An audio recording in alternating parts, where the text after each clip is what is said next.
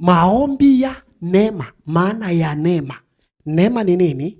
Namba moja ni upendeleo unaotoka kwa Mungu kuja kwako kwa lengo la kugeuza hali ya kiroho au ya kimwili ulionayo.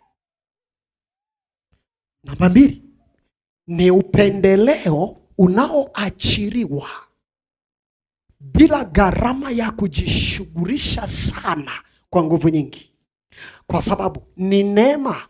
Unaruhusiwa kupita mahali bila masharti walioyaweka. Unaruhusiwa kupita mahali kwa sababu ameomba maombi ya toba. Maombi ya toba yamempa neema.